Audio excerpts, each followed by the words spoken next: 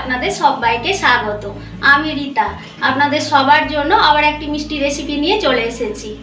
সুজি বেসনের মিষ্টি। সুজি বেসন দিয়ে মিষ্টি করতে কি কি উপকরণ লাগছে চলুন আপনাদের দেখাই। এখানে লাগছে আমার ঘি, বেসন, সুজি, চিনি, দুধ, এলাচের গুঁড়ো, অল্প করে গোলাপ জল, সাজাবার জন্য নিয়েছি আমন্ড, পেস্তা আর দুটো চেরি, এটা সাজাবার জন্য নিয়েছি আমি। আর যতটা সুজি নেব তার ডবল কিন্তু বেসন নেব। বেসনটা হচ্ছে ছোলার ডালের বেসন। এটা গ্যাসটা অন করে দিয়েছি, তাওয়াটা গরম হয়ে গেছে, ওর মধ্যে সুজি দিয়ে দিলাম। সবটা দিচ্ছি না আমি। গ্যাসটা কিন্তু মিডিয়াম আঁচে রেখে এভাবে 2 থেকে 3 মিনিট ভালোভাবে নেড়ে নিতে হবে। হালকা ভাজার পর আমি এর মধ্যে অল্প করে ঘি দিয়ে দেব। অল্প করে ঘি দিলাম, এই চামচের 1 চামচ মতো ঘি দিলাম এর মধ্যে। এখনো 2 থেকে 3 মিনিট এটাকে ভেজে নেব। সুজিটা ভাজা হয়ে গিয়েছে, খুব লাল লাল করে ভাজবেন না। সুজিটাকে ভেজে আলাদা রেখে দিয়েছি। এবার আমি ঘি দিয়ে দিলাম, বেসনটাকে ভালো মতো ভেজে নেব। 2 চামচ ঘি দিলাম। ঘিটা গরম হয়ে গিয়েছে, ওর মধ্যে বেসনটা দিয়ে দিলাম। যতটা সুজি নিয়েছি তার ডবল কিন্তু বেসন দিচ্ছি।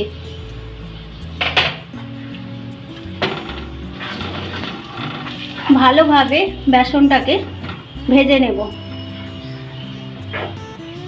এর মধ্যে আরও অল্প যদি ঘি লাগে তখন কিন্তু দেব।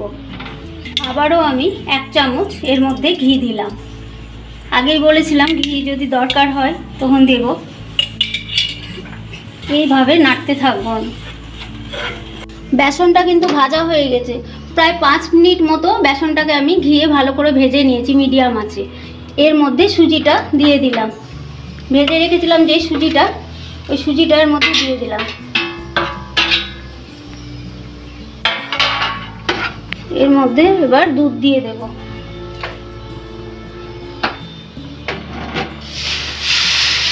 অল্প অল্প করে দুধটা দেব।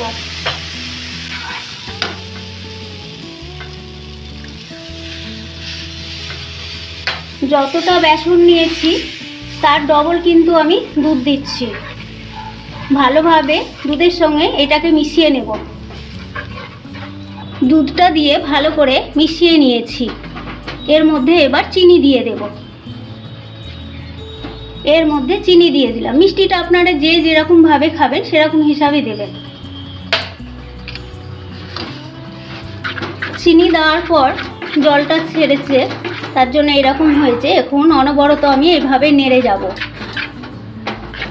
ভালোভাবে নাড়তে হবে যাতে গোটা না ধরে যায়। এটা শুকনো শুকনো যখন হবে তখন নামিয়ে নেব। এর মধ্যে এলাচের এবার গুঁড়োটা দিয়ে দেব। আমি এইখানে 5টা এলাচের গুঁড়ো নিয়েছিলাম, ওর মধ্যে দিয়ে দিলাম। আর অল্প করে গোলাপ জল দেব। গোলাপ জলের গন্ধটা যদি আপনারা না পছন্দ করেন তবে দেবেন না। একেবারে অল্প করে গোলাপ জল দিলাম। গ্যাসটা কিন্তু মিডিয়াম আঁচে আছে। এটার নাম আমি দিয়েছি সুজি বেসনের মিষ্টি। আপনারা কিন্তু বরফি নামও দিতে পারেন। এটা খেতে কিন্তু খুব ভালো। আপনারা একবার বাড়িতে তৈরি করে খেয়ে দেখবেন। তবে তৈরি করছি ওইভাবে করে খেয়ে দেখবেন, খেতে খুব ভালো লাগবে। আর এটা এখন আমার তৈরি হয়ে গিয়েছে। গ্যাসটা এবার আমি অফ করে দিচ্ছি, কেননা এই দেখুন এইভাবে আমি জিনিসটাকে শুকনো করে নিয়েছি। ঘি মাখিয়ে রেখেছি এর ট্রেতে, এবার ঢেলে দেব।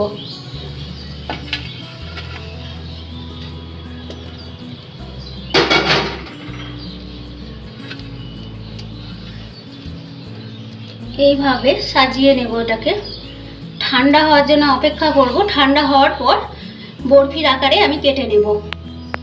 গরম অবস্থাতেই এইভাবে আমি আমন্ড আর পেস্তাটা দিয়ে দিচ্ছি, না হলে ঠিক মতো এটা বসবে না। এইভাবে দিয়ে পুরোটাকে ভালো করে ওটা সেট করে দেব। আর ঠান্ডা হওয়ার জন্য কিন্তু আমি অপেক্ষা করব। এইভাবে এটাকে দেবে দেবে বসিয়ে দেব, কারণ গরম অবস্থায় না করলে পরে কিন্তু এটা বসতে যাবে না ঠিক মতো। মিষ্টির পুরটাকে আমি ঢেলে ট্রের মধ্যে আধ ঘন্টা মতো বাইরে রেখে দিয়েছিলাম, আর হালকা একটু দাগ দিয়ে নিয়েছি। গরম অবস্থাতেই হালকা একটুখানি দাগ দিয়ে রেখেছিলাম। আর এখন আমি এইভাবে কেটে নেব। বাইরে আধ ঘন্টা রাখার পর কাটছি আমি। এইভাবে একটা একটা করে সবগুলোকে আমি কেটে নেব বরফির আকারে। কাজু বরফির মতো একটা একটা করে সব কেটে নিচ্ছি। সুজি বেসনের মিষ্টিটা তৈরি হয়ে গেছে। মিষ্টিটা কত নরম দেখুন, এই দেখুন কতটাই নরম, খেতে কিন্তু খুবই ভালো। বাড়িতে অবশ্যই আপনারা তৈরি করবেন। দেখুন কতটা নরম, খেতে কিন্তু খুব ভালো লাগে। সুজি বেসনের মিষ্টিটা তৈরি করে নিয়েছি আমি। আপনারা এইভাবে বাড়িতে তৈরি করুন, আর খেয়ে কেমন লাগলো অবশ্যই কিন্তু আমাকে জানাবেন। আর ভিডিওটা ভালো লাগলে লাইক করবেন, কমেন্টস করবেন, শেয়ার করবেন, অবশ্যই সাবস্ক্রাইব করবেন, পাশে থাকা বেল আইকনটি প্রেস করবেন। দেখা হচ্ছে আবার কোনো নতুন রেসিপি নিয়ে। সাবধানে থাকবেন, সুস্থ থাকবেন।